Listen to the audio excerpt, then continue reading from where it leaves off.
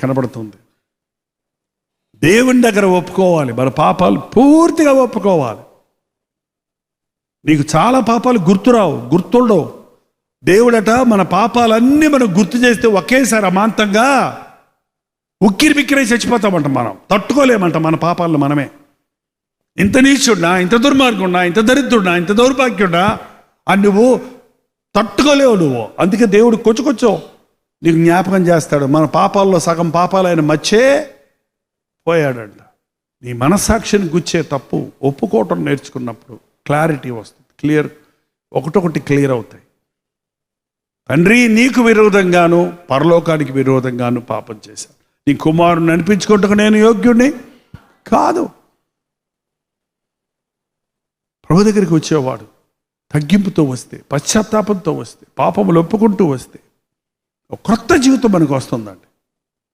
చాలాసార్లు మనం ఇలా వస్తున్నాం పోతున్నామే కానీ క్రొత్త జీవితాన్ని సంపాదించుకోవటం లేదు.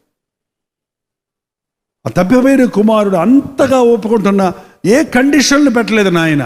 ఒరే, ఇంటికి తీసుకెళ్తారు కానీ ఈసారి నా మాట వింటావా, ఇంకెప్పుడు వెళ్ళనంటావా, బాండ్లో సంతకం చేయి అంటే బాండ్ రాయించుకుంటారు. చూడండి, తండ్రి దగ్గర నిబంధనలు లేవు, ఆజ్ఞలు లేవు, క్రమశిక్షణ లేదు, కట్టుబాటు లేదు, ప్రేమలో ఇవేమి లేవు. అందుకే మనకు చులకనైపోయింది. ప్రేమ విలువైనది, ఎంత విలువైనదో మనం గుర్తించలేకపోతున్నాం. ఊరకే మమ్మల్ని క్షమిస్తున్నాడు ఆయన. ఊరకే నువ్వు ఎంత బాధ పెట్టావో, ఎన్నిసార్లు అవమానపరిచావో, ఎంత తిరగబడ్డావో, ఎంతగా నువ్వు పాడు చేసుకున్నావో, కానీ ప్రభువాని పరిగెడితే ఆయన పాదాల దగ్గరికి వెళ్తే ఏ కండిషన్లు పెట్టకుండా నువ్వు పోగొట్టుకున్నవన్నీ తిరిగి నీకు. ఇంత గొప్ప యేసయ్య ఇంకెక్కడ లేడండి. ఇంత గొప్ప దేవుడు మరెవరూ లేరు.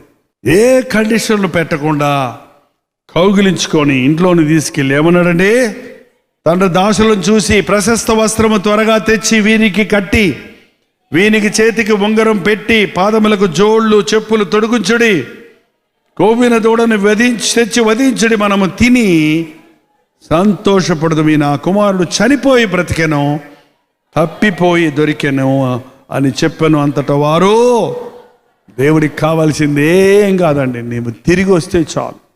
తిరిగిరా. నీ సొంత ఆలోచనలో వెళ్ళిపోయావు, నీ సొంత ఉద్దేశాలతో వెళ్ళిపోయావు, నీ శరీరేచ్ఛలు తీర్చుకోవడానికే నువ్వు ప్రయాసపడుతున్నావు, నువ్వేదో లోకంలో సంపాదించుకుందామనే ప్రయాసపడుతున్నావు. నీ పరలోకపు తండ్రి ప్రేమను గుర్తించలా.